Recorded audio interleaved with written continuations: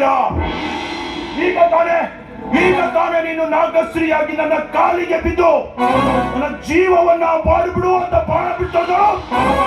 ಈಗ ನೀನು ಸರ್ಪಿಣಿಯಾಗಿ ಬಂದಿದೀಯಾ? ನಾನು ನಂಬೋದಿಲ್ಲ. ನಂಬಲೇಬೇಕು. ನಾಗಶ್ರೀಯಾಗಿ ಚಂದ್ರಮುಖಿಯಾಗಲು ಸಿದ್ಧ, ಜ್ವಾಲಾಮುಖಿಯಾಗಿ ನಿನ್ನ ರಕ್ತವನ್ನ ಹೀರೋ ಮಹಾಚಂಚಲೆ ಜ್ವಾಲಾಮುಖಿ.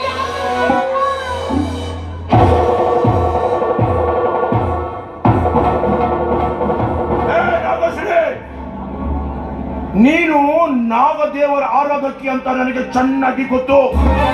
ಅದಕ್ಕಾಗಿ ನಿನ್ನ ಮೇಲೆ ಆ ನಾಗದೇವತೆ ಮೈ ಮೇಲೆ ಬಂದಿರುವುದಂತ ನನಗೆ ಅನ್ಸುತ್ತೆ. ಆದ್ರೆ ನಿನ್ನಿಂದ ನನಗೆ ಏನು ಮಾಡಲು ಆಗಲ್ಲ. ಒಂದು ವೇಳೆ ನೀನು ನನ್ನನ್ನು ಏನಾದ್ರೂ ಮಾಡಲು ಹೋದ್ರೆ ಇದೇ ಬಂದೂಕಿನಿಂದ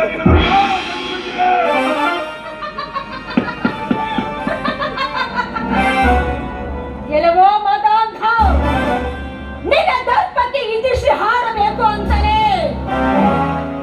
ದರ್ಪಕ್ಕೆ ತೀರ್ಪು ಕೊಡಲು ಬಂದಿದ್ದಾಳೆ ಮಹಾಸಾಪಿಣಿ. ನನ್ನ ಆರಾಧಕಿ ನಾಗಶ್ರೀಯ ಕೊರಳ ಮಾಂಗಲ್ಯವನ್ನ ಕಿತ್ತಾಕಿ ಅವಳ ಗಂಡನಿಗೆ ಕೊಡಬಾರದ ಹಿಂಸೆಯನ್ನ ಕೊಟ್ಟು ಸಾವಿರಾರು ಸರ್ಪಗಳ ವಿಷವನ್ನು ತೆಗೆದಂತ ಮಹಾರಾಕ್ಷಸ ನೀನು. ನಿನ್ನನ್ನ ನಾನು ಬಿಡ್ತೀನ?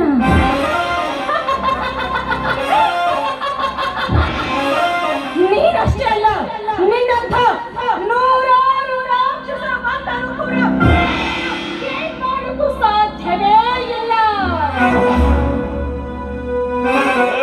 ಸರ್ಪಿಣಿ ನೋಡು, ನನ್ನ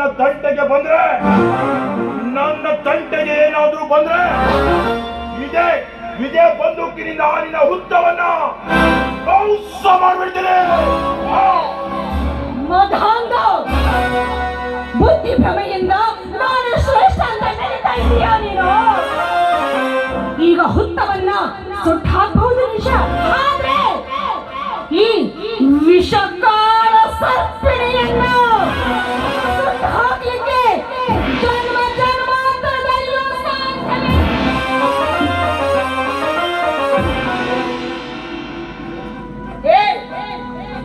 ಮೊದಲು ನಿನ್ನ ಸಾವು, ನಂತರ ನಿನ್ನ ಮಗಳ ಸಾವು.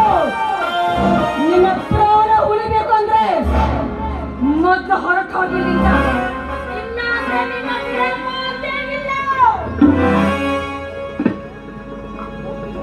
ಹೋಗ್ತೀನಿ, ಇವಾಗ ಹೋಗ್ತೀನಿ. ಆದ್ರೆ ಮತ್ತೊಮ್ಮೆ ಬಂದೇ ಬರ್ತೀನಿ. ಯಾವಾಗ? ಈ ಸರ್ಪಿಣಿ ನಾಗಶ್ರೀಯಾಗಿ ಮನೆಗೆ ಹೋದಾಗ ಆವಾಗ ಬಂದು ನಿನ್ನನ್ನು ನೋಡ್ಕೊಳ್ತೀನಿ. ಏನೋ ನನಗೆ ಸವಾಲ? ಈ ದೈವದ ಆರಾಧನೆ ನಾಗದೇವಿಯ ಮೇಲೆ ಸವಾಲ?